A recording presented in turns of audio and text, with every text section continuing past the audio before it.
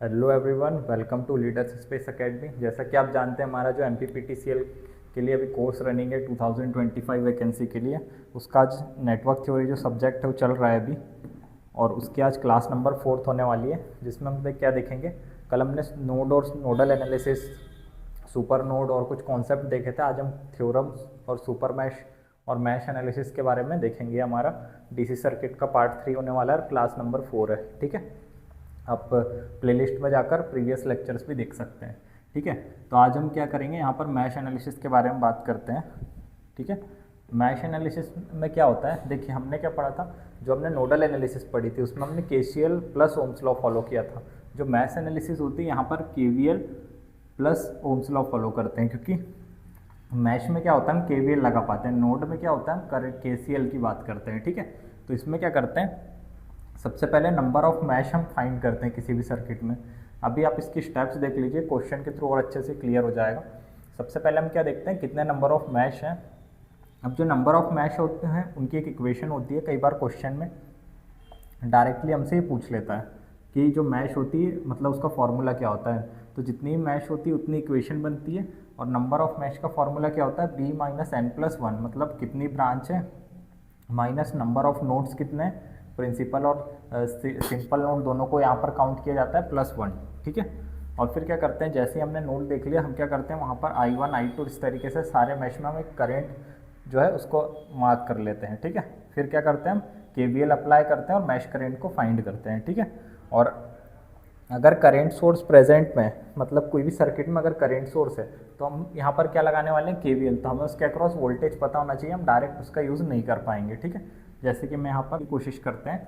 देखिए यहाँ पर एक एग्जांपल है जहाँ पे हमें क्या करना है, I1 और I2 फाइंड करनी है मैश एनालिसिस से। तो हम क्या करते हैं, सबसे पहले नंबर ऑफ मैशेस यहाँ पर कितनी बनेगी, वैसे क्वेश्चन में हमें दी हुई है, बट हमने जो फॉर्मूला देखा था B - n+1, तो B यहाँ पर ब्रांच कितनी है, दो नोड के बीच जब कोई भी चीज़ होती है तो उसको ब्रांच कहते हैं। तो यहाँ पर ये एक नोड के बीच है, ये 2, ये 3, ये 4 और ये 5। तो मतलब हमारी कितनी यहाँ पर हो गई है, 5 ब्रांच हो गई है। 4 हमारे नोड है, 1 2 3 एंड 4।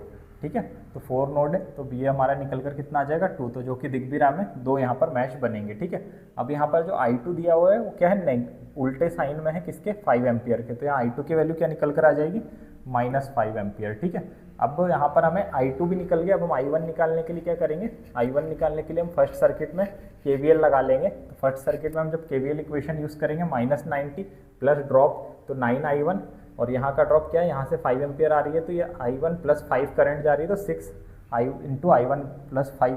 तो यहाँ से हमारे को I1 की वैल्यू क्या निकल के मिल जाएगी, 4 एम्पियर। तो इस तरीके से हम क्या कर सकते हैं, I1 I2 कैलकुलेट कर सकते हैं। बट अगर हमें यहाँ पर वोल्टेज निकालना होता, VA VB और VC, तो क्या होता, ये तो हमें VA डायरेक्ट दिख रहा है, 90 वोल्ट है, उसमें हम सीधे रख सकते हैं। ठीक है, बट अगर हमें क्या करना रहता, हमें VB और VC निकालना होता, तो हम क्या करते हैं। ठीक है, तो हमें क्या है, I2 करंट और I1 करंट मिल चुकी है। हम क्या करते हैं, इस अगर हमें VB निकालना है तो हम इस सर्किट में वो लगाते हैं क्या, KVL। तो यहाँ पर देखिए, यहाँ मैं मान लेता हूँ ये VC वोल्टेज है, तो यहाँ मैं जब KVL लगाऊंगा तो -VC + 8I2, क्योंकि मैं इस सर्किट में घूम रहा हूँ, ये I2 करंट है, प्लस VB इसके अक्रॉस का वोल्टेज। मैंने क्या कहा था, करंट सोर्स को हम KVL लगाते हैं तो डायरेक्ट नहीं लेते हैं, उसके अक्रॉस हमें वोल्टेज कुछ ना कुछ मानना पड़ेगा। ठीक है, तो यहाँ से हम इसको सॉल्व करेंगे तो क्या हो जाएगा, ये हो जाएगा हमारा VB की वैल्यू हम वैसी की वैसी रहने देते हैं, इसको यहाँ पर उस साइड भेज देंगे, ट्रांसफ़र कर देंगे।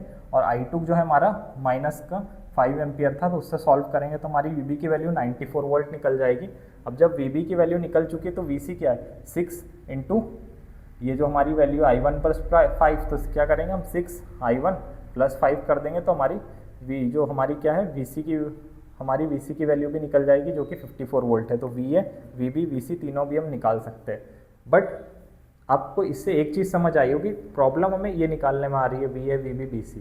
तो जो नोडल एनालिसिस है उससे हम वोल्टेज इजीली फाइंड कर सकते हैं, मैश एनालिसिस से हम करंट इजीली फाइंड कर सकते हैं। इसलिए दोनों एनालिसिस हम अलग अलग पढ़ते हैं। जैसे कि मैं इस क्वेश्चन को अगर बाई चांस आपके सामने नोडल एनालिसिस से सॉल्व करता, तो क्या होता, मैं नोडल एनालिसिस के लिए क्या करता, जितने भी प्रिंसिपल नोड है, मतलब यहाँ पर प्रिंसिपल नोड कितने, एक तो ये प्रिंसिपल नोड है, एक ये प्रिंसिपल नोड है, तो 2 - 1 मतलब यहाँ पर एक ही इक्वेशन बनेगी। ठीक है, तो यहाँ पर मैं क्या मान लेता, VA VB VC 3 वोल्टेज है।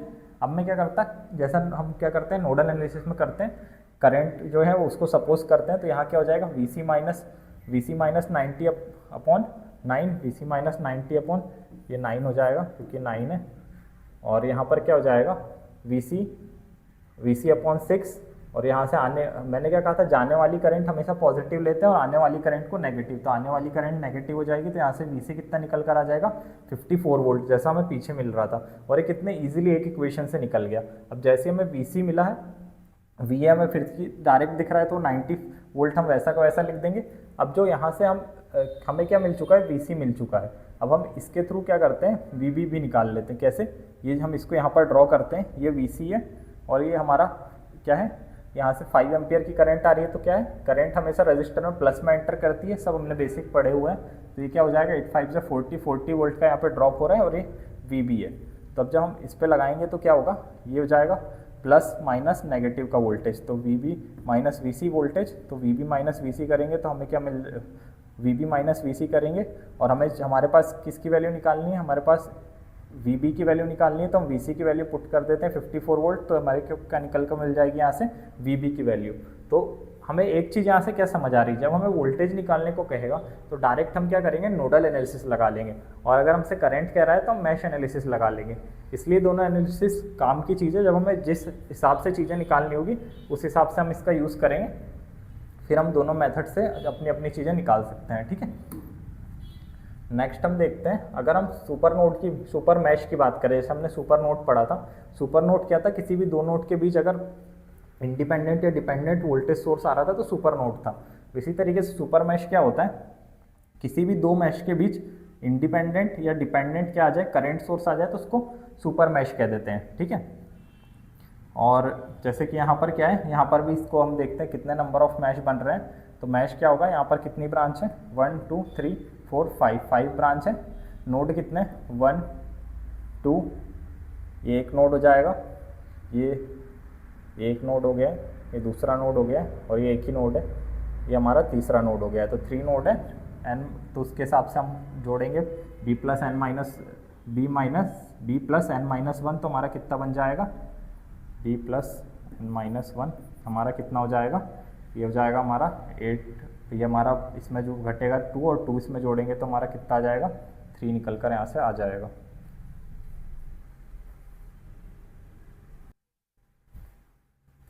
जैसे हमने जब हम पढ़ रहे थे कल हम नोडल एनालिसिस पढ़ रहे थे, वहाँ हमने क्या देखा था, सुपर नोड का कॉन्सेप्ट देखा था। जब भी किसी नोड के बीच डिपेंडेंट या इंडिपेंडेंट वोल्टेज सोर्स आ रहा था किसी दो नोड के बीच, तो हम उसे क्या कह रहे थे, सुपर नोड कह रहे थे। उसी तरीके से मैश में क्या होता है, जब भी दो मैश के बीच में इंडिपेंडेंट या डिपेंडेंट करंट सोर्स आ जाता है तो हम उसे क्या कहते हैं, सुपर मैश कहते हैं। ठीक है, अगर इस मैश में हम देखें कि नंबर ऑफ मैशेस कितनी होगी इस सर्किट में, तो क्या होता है, जिसका फॉर्मूला था b minus n plus one, तो ब्रांच कितनी है यहाँ पर 1 2 3 4 5, और नोड कितने हैं 1 2, और ये टोटल एक नोड है, तो यहाँ पर क्या हो जाएगा 3 नोड है, तो हमारी इक्वेशन कितनी बननी चाहिए 3, मतलब 3 मैश बनने चाहिए। तो यहाँ पर आप देख भी सकते हैं फर्स्ट मैश बन जाएगा, सेकेंड और ये थर्ड। ठीक है, अगर हमें सुपर मैश का क्वेश्चन देखने को मिले तो हम उसे किस तरीके से सॉल्व करेंगे, हम देखते हैं। यहाँ पर मान लीजिए ये हमारा क्वेश्चन है, यहाँ पर हमें I1 I2 जो है उसको निकालना है। ठीक है, तो हम सुपर मैश में क्या करेंगे, सबसे पहले हम बड़े सर्किट में क्या करते हैं, KVL लगाते हैं, क्योंकि हमें इसके अक्रॉस वोल्टेज नहीं पता और KVL के लिए हमें वोल्टेज पता होना जरूरी है। जब हम इस सर्किट में घूमते हैं I1 I2 मानकर, तो क्या हो जाएगा -40 प्लस 2I1 प्लस ये 1I2 प्लस 4I2 और प्लस 3I1। ठीक है, इस हिसाब से हम क्या करेंगे, I1 I2 का एक रिलेशन निकल गया यहाँ से 8। अब हमारे पास क्या चीज़ें पता है, हम यहाँ पर एक क्या कर सकते हैं, KCL लगाते हैं। ठीक है, तो यहाँ पर क्या है, आने वाली करंट हमें दिख रही है सुपर नोड में, वो अपने आप खुद ही आंसर देती है, ब्रांच हम बस उसे इग्नोर करना होता है इक्वेशन बनाते टाइम। अब इस ब्रांच का यूज़ करते हैं, तो I2 क्या है, I1 प्लस 4, तो I2 क्या है, I1 प्लस 4। अब ये I1 प्लस 4 है, तो I2 की वैल्यू में यहाँ पर पुट करेंगे तो हमें क्या निकल जाएगा I1, और फिर हम जब हमें I1 निकल गया तो वही I1 की वैल्यू में यहाँ पर रखेंगे तो हमें क्या निकल जाएगा I2। तो इस तरीके से सुपर मैश के क्वेश्चन हम सॉल्व कर सकते हैं। आंसर हमारा यहाँ पर क्या हो जाएगा, C। ठीक है, सिंपल क्वेश्चन होते हैं इसके भी। जिस तरीके से सुपर नोड में हमें चीज़ें ध्यान रखनी है, उस तरीके से हमें यहाँ भी ध्यान रखना है कि हमें क्या करना है, इसे शुरू में इग्नोर करके चलना है, क्योंकि इसके अक्रॉस हमें वोल्टेज नहीं पता। जैसे हम सुपर नोड में कर रहे थे, वोल्टेज सोर्स को इग्नोर कर रहे थे। ठीक है, अगर इसी क्वेश्चन को मुझे नोडल एनालिसिस से करना होता तो उसको मैं इजीली कर लेता, क्योंकि मुझे यहाँ का वोल्टेज नहीं पता। मैं यहाँ का लिख देता Vx और क्या करता, एक मैंने रेफरेंस मान लिया इसको ग्राउंड, तो क्या हो जाता Vx माइनस 40/2, ये हो जाता Vx अब यहाँ पर क्या हो जाता Vx अपॉन इन दोनों को जोड़ देते 5, और यहाँ पर क्या हो जाता जो आने वाली करंट है, मैंने क्या कहा आने वाली को क्या लेते हैं नेगेटिव, तो आने वाली करंट मेरी क्या हो जाएगी नेगेटिव, तो यहाँ से मेरा डायरेक्ट Vx की वैल्यू निकल जाती। अब मुझे जो भी करंट निकालनी है, मुझे I करंट पता है यहाँ से फ्लो हो रही है, तो मैं क्या करता 40 माइनस Vx/5, क्योंकि 2 और 3 दोनों है तो 5 हो जाएगा, ठीक है। तो यहाँ से मेरी I1 की वैल्यू निकल जाती, I2 की वैल्यू निकल जाती। तो हमें दिख रहा है कि क्या है, हम नोडल एनालिसिस से भी सॉल्व कर सकते हैं। एग्जाम में हम ऑब्जेक्टिव करने हैं तो हम किसी भी मेथड से सॉल्व कर सकते हैं, बस हम समझने के लिए सारी मेथड को पढ़ लेते हैं, क्या पता हम इक्वेशन बनाने को बोल दें इसलिए, ठीक है। बाकी इजी नोडल एनालिसिस होती है, ठीक है। अब हम देखते हैं सोर्स ट्रांसफॉर्मेशन टेक्निक। क्या होता है, जब भी हमें वोल्टेज सोर्स के सीरीज़ में रेजिस्टेंस दिया होता है, मतलब एक वोल्टेज सोर्स दिया होता है, हम उसको करंट सोर्स में चेंज कर सकते हैं। कैसे, जो उसकी करंट सोर्स की आई की वैल्यू होगी, करंट की वैल्यू क्या हो जाएगी वोल्टेज सोर्स का वोल्टेज अपॉन वोल्टेज सोर्स का इंटरनल रेजिस्टेंस, ओम्स लॉ से I is equals to V/R, ठीक है। और जो रेजिस्टेंस सीरीज में लगा है सेम वैल्यू का रेजिस्टेंस हम क्या करेंगे पैरेलल में कनेक्ट कर देंगे, ठीक। उसी तरीके से अगर मुझे क्या करना है करंट सोर्स को वोल्टेज सोर्स में कन्वर्ट करना है, तो मैं क्या करूँगा, जो मेरी आई की वैल्यू है उसको क्या करूँगा, आई और आर मुझे रहेगा गिवन, तो मैं क्या करूँगा V is equals to I into R से वोल्टेज लिख दूंगा, और जो आर मुझे आर एस दिया रहेगा उसको मैं सीरीज में कनेक्ट कर दूंगा। इससे तरीके से मैं सोर्स ट्रांसफॉर्मेशन यूज़ करता हूँ। एक इसमें एग्जाम्पल भी देख लेते हैं, जैसे मुझे 10 वोल्ट दिया है और 2 दिया है, तो जिस मुझे करंट सोर्स में कन्वर्ट करना है तो क्या हो जाएगा V/R मतलब 5 निकल कर आ जाएगा 10/2, और यहाँ पर क्या हो जाएगा जो रेजिस्टेंस था सीरीज़ की जगह हमारा पैरेलल में आ जाएगा, ठीक है। और यहाँ पर अगर वोल्टेज सोर्स है उसे मुझे क्या करना है, वोल्टेज सोर्स को मुझे क्या करना है करंट सोर्स में कन्वर्ट करना है, ठीक है। तो क्या करेंगे हम यहाँ पर, जैसे इस तरीके से मेरा वोल्टेज सोर्स दिया हुआ है, मतलब 10 वोल्ट मेरा नीचे लगा हुआ है, तो मैं क्या करूँगा जब मेरी प्लस नीचे है तो करंट भी डायरेक्शन मेरी कहाँ बनेगी नीचे, और करंट कितना निकल कर आएगा यहाँ से 10/2 मतलब 5 एम्पियर, ठीक है। तो 5 एम्पियर करंट मेरा कहाँ फ्लो होगा, नीचे की तरफ फ्लो होगा, रेजिस्टेंस वैसे ही आएगा, मतलब हमें इस डायरेक्शन को ध्यान रखना है। अगर मेरा प्लस ऊपर है तो मेरा करंट कहाँ बनेगा ऊपर, और अगर मेरा प्लस नीचे है तो मेरा करंट कहाँ बनेगा नीचे। इस तरीके से हम क्या कर सकते हैं सोर्स ट्रांसफॉर्मेशन की हेल्प से इन्हें कन्वर्ट कर सकते हैं, ठीक है। अब मैं कुछ वोल्टेज सोर्स के बारे में बातें करता हूँ, जैसे वोल्टेज सोर्स को हम सीरीज़ पैरेलल में किस तरीके से ऐड कर सकते हैं। तो वोल्टेज सोर्स जब अगर सीरीज़ में, जैसे 2 वोल्ट सेम सीरीज़ में, तो हम उन्हें प्लस कर सकते हैं। जैसे 2 वोल्ट 3 वोल्ट्स क्या है अपोजिट है, अगर मान लीजिए क्या है ये हमें माइनस प्लस दिया हुआ है, ठीक है। अच्छे से इसको ड्रॉ कर लेता हूँ। मान लीजिए हमें क्या दिया हुआ है माइनस और प्लस दिया हुआ है, ठीक है। तो क्या हो जाएगा यहाँ पर 3 वोल्ट जो है वो ज़्यादा बड़ा हो जाएगा, जब 3 में से 2 माइनस करेंगे तो 1 वोल्ट जो होगा, और सिंबल जो ज़्यादा वोल्टेज है उसका आ जाएगा, ठीक है। और अगर यहाँ पर भी क्या करेंगे, ये ज़्यादा वोल्टेज वाले का सिंबल मैंने क्या कहा ज़्यादा वोल्टेज वाले का सिंबल कंसीडर करते हैं, तो ये क्या हो जाएगा, इससे इसको माइनस करेंगे तो 2 वोल्ट आएगा इस तरीके से। बट अगर क्वेश्चन हमें उसे उल्टा लिखना है तो हम क्या कर सकते हैं, उसे इस तरीके से भी लिख सकते हैं। तो ये दोनों चीज़ें एक ही है। मुझे क्या करना है, जो मेरा बड़ा वोल्टेज है उसके हिसाब से सिंबल बनाना है, और छोटे वोल्टेज को उससे माइनस कर देना अगर उसके अपोजिट है तो। अब क्या है, अगर मैं देखूं ये 3 एग्जाम्पल लिए हैं, क्या मैं पैरेलल में अलग अलग वोल्टेज को जोड़ सकता हूं, क्या मैं पैरेलल में इस तरीके के अपोजिट वोल्टेज को भी जोड़ सकता हूं जो पोलैरिटी में अपोजिट हो, क्या मैं पैरेलल में फिर से इस तरीके के वोल्टेज को जोड़ सकता हूँ, या फिर सेम वोल्टेज को जोड़ सकता हूँ। तो एक कंडीशन होती है, मैं सिर्फ यहाँ पर थर्ड सही है पहली बात तो, क्यों, क्योंकि सीरीज़ में क्या होता है वोल्टेज जुड़ते हैं सीरीज़ में, बट पैरेलल में क्या होना चाहिए वोल्टेज हमेशा सेम होना चाहिए, तभी हम क्या कर सकेंगे केवीएल को फॉलो कर सकेंगे। यहाँ पर केवीएल फेल हो जाएगा, ठीक है। तो इस तरीके से आप याद रखिएगा हमारा वोल्टेज सोर्स कब जुड़ते हैं, जब वो सीरीज़ में हो। पैरेलल में क्या होना चाहिए, हमारे वोल्टेज सेम होने चाहिए, तभी वो जुड़ेंगे भी नहीं, क्योंकि सेम होने चाहिए। तो इसको आप ये नहीं कह सकते कि जुड़कर 4 हो जाएंगे, वो सीरीज़ में हमेशा वोल्टेज सेम ही रहेगा, ये कॉन्सेप्ट होता है यहाँ पर, ठीक है। इस तरीके से करंट सोर्स की बात करें तो करंट सोर्स में क्या होता है, करंट सोर्स हमेशा पैरेलल में ऐड होते हैं। तो जैसे ये 2 है, ये 3 है, तो नीचे वाला करंट ज़्यादा है तो ऊपर वाले से माइनस करेंगे तो 1 बचेगा। डायरेक्शन नीचे आनी चाहिए बट हम ऊपर बना रहे हैं तो माइनस का सिंबल लगा देंगे, ठीक है। ये दोनों करंट ऊपर जा रही है तो ऊपर मिलाकर कितनी हो जाएगी 4 एम्पियर इस डायरेक्शन में होगी, बट हम डायरेक्शन रिवर्स कर रहे हैं तो माइनस का 4 एम्पियर लिख देंगे, ठीक है। ये मैं इसलिए कर रहा हूँ ताकि आप कॉन्सेप्ट समझ सके कैसे हम डायरेक्शन चेंज करके हम करंट की डायरेक्शन को सही बता रहे हैं, ठीक है। यहाँ पर क्या होगा, ज़्यादा कौन है 5 एम्पियर तो उसका सिंबल लगा दिया और क्या करा उसको छोटे से माइनस करा तो 1 एम्पियर, ठीक है। और अगर हम इसको चाहें तो ऐसा भी लिख सकते हैं कि माइनस का 1 एम्पियर, अगर हमें इस तरीके से इसकी डायरेक्शन बनानी है तो, ठीक है। ये दोनों इक्वल ही होगा। अब क्या मैं कहना चाह रहा हूँ कि देखिए KCL जो होता है, KCL में किस पर वैलिड होगा, सिर्फ ओनली थर्ड पे यहाँ भी, और ये सब गलत रहेंगे। क्यों? क्योंकि देखिए यहाँ पर भी क्या है, सीरीज़ में मैंने क्या कहा, सीरीज़ में हमारे वोल्टेज ऐड होते हैं, करंट हमारा पैरेलल में ऐड होता है। देखिए in parallel current source get added और इन सीरीज़ करंट को हमेशा सेम होना चाहिए। सीरीज़ में करंट सेम होती है, पैरेलल में वोल्टेज सेम होता है। तो यहाँ पर क्या सीरीज़ में हमें करंट सेम दिख रही है तो अलग अलग हो जा रही है, यहाँ पर भी अलग हो रही है, यहाँ पर भी अलग, बट ये क्या है, ये 4 एम्पियर थी, यहाँ भी 4 एम्पियर है। तो मैंने यहाँ से एक कॉन्सेप्ट निकाला, मुझे पैरेलल में क्या सेम रखना है, वोल्टेज सेम, तभी मेरा क्या होगा KVL वैलिड होगा। सीरीज में मुझे क्या सेम रखनी है, करंट सेम रखनी है, तभी मेरा क्या होगा KCL वैलिड होगा, ठीक है। तो और पैरेलल में ही मैं क्या कर सकता हूँ, करंट को ऐड कर सकता हूँ, और सीरीज में मैं क्या कर सकता हूँ, वोल्टेज को ऐड कर सकता हूँ, ठीक है। ये चीज़ हमने यहाँ से कंक्लूजन निकाला। अब इस पर बेस्ड क्या करते हैं, क्वेश्चन देख लेते हैं। यहाँ पर मुझे क्वेश्चन दिया गया है, मुझे क्या करना है, इसको करंट सोर्स में कन्वर्ट करना है, ठीक है। तो सबसे पहले ये मुझे जब करंट सोर्स के पैरेलल कोई रेजिस्टेंस दिया होता है तो मुझसे क्या कर सकता हूँ, वोल्टेज सोर्स में कन्वर्ट कर सकता हूँ, और वोल्टेज सोर्स के सीरीज में कोई रेजिस्टेंस होता है तो मैं इसको करंट सोर्स में कन्वर्ट कर सकता हूँ। तो मैं क्या करता हूँ, इसको करंट सोर्स में कन्वर्ट कर लेता हूँ, तो ये पैरेलल में आ जाएंगे तो करंट सोर्स पैरेलल में ऐड हो जाएगा। तो मैंने क्या करा, इसको करंट सोर्स में कन्वर्ट कर दिया, तो क्या हो जाएगा I = V/R, मतलब 2 एम्पियर आ जाएगा। रेजिस्टेंस को हम पैरेलल में कनेक्ट कर देंगे, ठीक है। उसी तरीके से मैंने इसको भी कन्वर्ट कर लिया, तो ये 3/1 मतलब 3 एम्पियर, और जो रेजिस्टेंस है वो पैरेलल में आ जाएगा। तो यहाँ पर क्या हुआ, एक कॉम्बिनेशन बन गया। अब इसमें क्या करा, मैंने क्या कहा था, पैरेलल में करंट ऐड हो जाती है तो 1 और 3 सेम डायरेक्शन में तो 3 हो जाएगी, और ये दोनों का पैरेलल कॉम्बिनेशन 1 निकल कर आ जाएगा, ठीक है। उसी तरीके से यहाँ भी करेंगे तो ये क्या हो जाएगा, इन दोनों का पैरेलल कॉम्बिनेशन 3/4, और करंट नीचे 2 है, ऊपर 3 है, तो डायरेक्शन बड़े वाले की आएगी, उससे माइनस हो जाएगा तो 1 एम्पियर निकल कर आएगा, ठीक है। अब हम क्या करते हैं, इधर से हम करंट तो जोड़ नहीं सकते क्योंकि मैंने क्या कहा, सीरीज़ में करंट ऐड नहीं होती है, सीरीज़ में करंट सेम होनी चाहिए। तो फिर से हम क्या करते हैं, उसको वोल्टेज सोर्स में कन्वर्ट कर लेते हैं, ठीक है।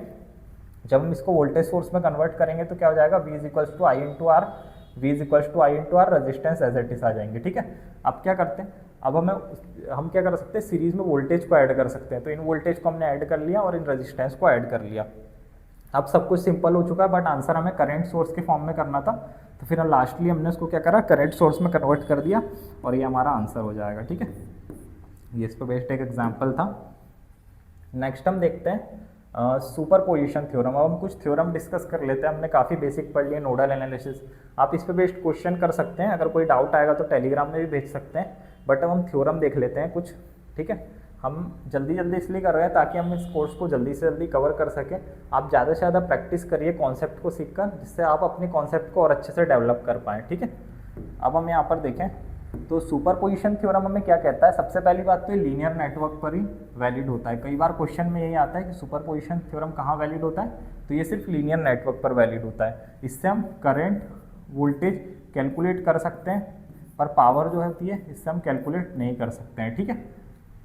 ये आपको याद रखना है। डेफिनेशन क्या होती है, इसको कहाँ कहाँ लगा सकते हैं, लीनियर बाइलेटरल नेटवर्क जहाँ पर एक से ज़्यादा इंडिपेंडेंट सोर्स हो। ये याद रखिएगा, कितने, मोर देन 1 इंडिपेंडेंट सोर्स हो, वोल्टेज सोर्स या करंट सोर्स।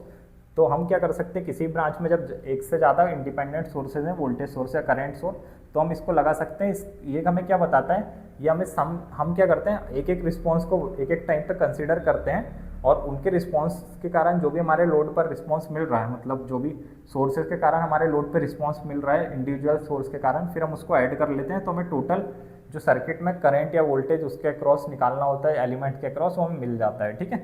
मैं क्वेश्चन के थ्रू भी इसको बताता हूँ। देखिए यहाँ लिखा भी हुआ है, जब हम क्या करते हैं, एक इंडिपेंडेंट सोर्स को कंसीडर करते हैं तो बाकी को हमें क्या करना पड़ता है, उसके इंटरनल रेजिस्टेंस से रिप्लेस कर देते हैं। मतलब अगर मैं कोई इंडिपेंडेंट वोल्टेज सोर्स है सर्किट में और मैं दूसरा कोई सोर्स कंसिडर कर रहा हूँ तो मैं उसको किससे रिप्लेस कर दूंगा, शॉर्ट सर्किट से। और अगर मेरा इंडिपेंडेंट करंट सोर्स है और अगर मैं सर्किट में दूसरा कोई सोर्स कंसिडर कर रहा हूँ तो मैं उससे उस टाइम क्या कर दूंगा, ओपन सर्किट से रिप्लेस कर दूंगा। ठीक है, इसको क्वेश्चन के थ्रू देखते हैं अच्छे से। देखिए जैसे ये मुझे यहाँ पर क्या लगाना है, सुपरपोजिशन थ्योरम लगानी है इस सर्किट में। तो मैं क्या करूँगा, सबसे पहले एक वोल्टेज सोर्स लूँगा। तो वोल्टेज सोर्स मैंने कंसीडर करा तो करंट सोर्स मेरा क्या हो जाएगा, ओपन सर्किट। तो ये ओपन है तो इसका कोई मतलब ही नहीं रहेगा, सर्किट हमारा इतना सा बनेगा। ठीक है, और फिर अगर मैं क्या करूँ, करंट सोर्स लूँ तो मैं वोल्टेज सोर्स को क्या कर दूंगा, शॉर्ट सर्किट। ये शॉर्ट सर्किट हो गया, सिर्फ मेरा क्या बचा, करंट। और अब इसके कारण मुझे क्या करना था, मान लीजिए आई, इसमें से IR3 में से आई निकालना था। तो पहले क्या हुआ, जो इसके कारण I1 फ्लो हो रही है और जो करंट सोर्स के कारण I1 फ्लो हो रही, मतलब पहले वोल्टेज सोर्स के कारण I1 फ्लो हो रही, करंट सोर्स के कारण I2 फ्लो हो रही, दोनों का सम मिलाएंगे तो हमें टोटल जो करंट है सुपरपोजिशन थ्योरम से मिल जाती है। इस थ्योरम का हमें कोई क्वेश्चन सॉल्व में यूज़ नहीं करना है, बट इसकी चीज़ें आपको याद रखनी है जिससे अगर ऑब्जेक्टिव में इससे रिलेटेड कुछ पूछे तो आप उसे समझ पाए। सबसे पहले लीनियर में लगती है, बाइलेटरल में लगती है, इससे पावर कैलकुलेट नहीं कर सकते, करंट और वोल्टेज हम कैलकुलेट कर सकते हैं। ठीक है, और अब आगे देखते हैं। अब हम देखते हैं थेवेनिन्स थ्योरम। थेवेनिन्स थ्योरम और नॉर्टन थ्योरम एक जैसी होती है। देखिए जब हमें लीनियर टू टर्मिनल नेटवर्क होता है जिसमें क्या है, बहुत सारे इंडिपेंडेंट सोर्स हैं, more than one independent source, तो उसको क्या कर सकते हैं हम, पूरे सर्किट को किससे रिप्लेस कर सकते हैं, पूरे सर्किट को रिप्लेस कर सकते हैं हम with a voltage in a series with resistance. ठीक है, मतलब क्या कर सकते हैं हम, कितनी भी कॉम्प्लिकेटेड सर्किट हो, जैसे एक बहुत कॉम्प्लिकेटेड सर्किट है और मुझे यहाँ पर लोड से वोल्टेज या करंट कुछ भी निकालना है। ठीक है, तो मैं इस पूरी कॉम्प्लिकेटेड सर्किट को एक सिंपली वोल्टेज सोर्स और उसके सीरीज में एक रेजिस्टेंस में कन्वर्ट कर सकता हूँ, जिसको मैं थेवेनिन इक्विवेलेंट कहता हूँ। ठीक है, और लोड मेरा वैसा का वैसा रहेगा, फिर मैं उससे कैलकुलेट कर पाऊंगा अपनी चीज़ें। नॉर्टन सेम सोर्स ट्रांसफॉर्मेशन है थेवेनिन का, मतलब एक लीनियर नेटवर्क जिसमें क्या हो, एक या एक से ज़्यादा इंडिपेंडेंट सोर्स या करंट सोर्स हो। इसमें क्या करते हैं हम, कितनी भी कॉम्प्लिकेटेड सर्किट को एक करंट सोर्स और उसके पैरेलल में एक रेजिस्टेंस में कन्वर्ट कर लेते हैं और लोड हमारा ऐसा का ऐसा रहता है। तो इससे हम क्या कर सकते हैं, लोड के थ्रू वोल्टेज करंट जो भी हमें निकालना है वो निकाल सकते हैं। तो मैंने क्या कहा, ये दोनों एक दूसरे के डुअल होते हैं, मतलब मैं वोल्टेज सोर्स को सोर्स ट्रांसफॉर्मेशन लगा के करंट सोर्स, मतलब मैं थेवेनिन को नॉर्टन में कन्वर्ट या नॉर्टन को थेवेनिन में कन्वर्ट कर सकता हूँ सोर्स ट्रांसफॉर्मेशन की हेल्प से। ठीक है, अब जो होता है यहाँ पर हमें जो RTH निकालना होता है उसकी दो चार केस होते हैं। सबसे फर्स्ट केस ये होता है कि क्या करें हम, सिंपली पहला केस ये मान के चलते हैं कि हमें इंडिपेंडेंट सोर्स लेना है। दूसरे केस हम देखेंगे नेक्स्ट लेक्चर में देख लेंगे, अभी इसको इतना ही रखते हैं। देखिए यहाँ पर हमें सिंपल सर्किट दिया हुआ है, इसमें हमें क्या करना है, RTH फाइंड करना है। तो RTH हम किस तरीके से करेंगे, देखिए ये एक सर्किट है, इसके एग्जाम्पल से इसको समझते हैं। ये सर्किट है, मुझे यहाँ क्या करना है, VTH और RTH फाइंड करना है। ये लोड है मेरा, ठीक है, 2 ओम का। तो सबसे पहले लोड को क्या करेंगे, ओपन सर्किट, लोड हमने हटा दिया। अब यहाँ पर VTH मुझे कैलकुलेट करना है। तो मुझे क्या दिख रहा है, मैं इस सर्किट में क्या लगा लूँ, यहाँ पर KVL लगा लूँ। बड़े लूप में क्यों नहीं लगा सकता मैं KVL, क्योंकि मुझे करंट सोर्स के अक्रॉस वोल्टेज नहीं पता, तो वहाँ पर KVL नहीं लगेगा। ठीक है, KVL मैं यहाँ पर लगाता हूँ। तो यहाँ पर जब मैं KVL लगाऊंगा, माइनस का 10 प्लस का 2 प्लस का VTH इज इक्वल टू 0, तो VTH की वैल्यू कितनी निकल गई, 12। और जब मुझे RTH कैलकुलेट करना है, RTH कैलकुलेट करना है, तो मैंने क्या करा, उसके जो जितने भी वोल्टेज सोर्स थे उनको उनके इंटरनल रेजिस्टेंस से रिप्लेस कर दिया, करंट सोर्स को इंटरनल रेजिस्टेंस मतलब ओपन सर्किट कर दिया। ठीक है, तो मुझे यहाँ से RTH की वैल्यू कितनी निकल रही है, ये तो रेजिस्टेंस कोई काम का नहीं, इसमें करंट फ्लो नहीं होगी, तो 1 ओम मुझे यहाँ पे RTH निकल कर आ रहा है। और RTH और VTH निकल गया तो हम क्या बना लेंगे, एक थेवेनिन इक्विवेलेंट सर्किट बना लेंगे। मेरी थेवेनिन इक्विवेलेंट सर्किट बन गई। ठीक है, अब मैं क्या कर सकता हूँ, ईजिली 2 ओम जो मेरा लोड था उसको यहाँ पर प्लेस करूँगा, जो ओपन सर्किट किया था, और उससे करंट वोल्टेज मुझे जो भी निकालना है मैं इजीली कैलकुलेट कर पाऊंगा। ठीक है, तो ये था हमारा आज का लेक्चर। आई होप आपको सारी चीज़ें समझ आई होगी। हमने सब कुछ यहाँ पर देखा भी, थेवेनिन, सुपरपोजिशन, नॉर्टन, हमने सारी चीज़ें यहाँ पर देखी। एक सुपरपोजिशन से रिलेटेड एक और कॉन्सेप्ट है, मैं जो बता देता हूँ आपको। देखिए सुपरपोजिशन में क्या होता है, जब ये इंडिपेंडेंट सोर्सेज होते हैं, ठीक है, सुपरपोजिशन में अगर मान लीजिए इंडिपेंडेंट और डिपेंडेंट दोनों एक साथ आ गए, तो आप क्या करेंगे, क्या एक इंडिपेंडेंट लेंगे और डिपेंडेंट को ओपन सर्किट कर देंगे, डिपेंडेंट करंट सोर्स है तो। बट ये गलत है। हम क्या करते हैं, सुपरपोजिशन थ्योरम का एक स्टेटमेंट होता है कि सुपरपोजिशन थ्योरम कब वैलिड होती है, जब वहाँ एक से ज़्यादा इंडिपेंडेंट सोर्सेज होते हैं। जैसा कि हमने सुपरपोजिशन में देखा भी था, जब एक से ज़्यादा इंडिपेंडेंट सोर्सेज होते हैं, more than one independent sources, तब हमारी सुपरपोजिशन थ्योरम वैलिड होती है। तो इस केस में हमारी सुपरपोजिशन थ्योरम क्या होगी, इनवैलिड हो जाएगी, क्योंकि यहाँ पर सिर्फ एक ही इंडिपेंडेंट सोर्स है। तो इस तरीके का अगर क्वेश्चन आता है तो आपको इसको याद रखना है। बाकी थेवेनिन वगैरह आपका क्लियर होगा। इस तरीके से थेवेनिन कैलकुलेट करते हैं।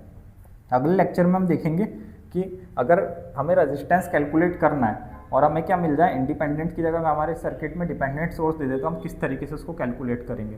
तो आज का वीडियो इतना ही रखते हैं। आगे की चीज़ें हम कल की वीडियो में देखेंगे। इसकी जो PDF है आपको कहाँ पर, टेलीग्राम पर मिल जाएगी।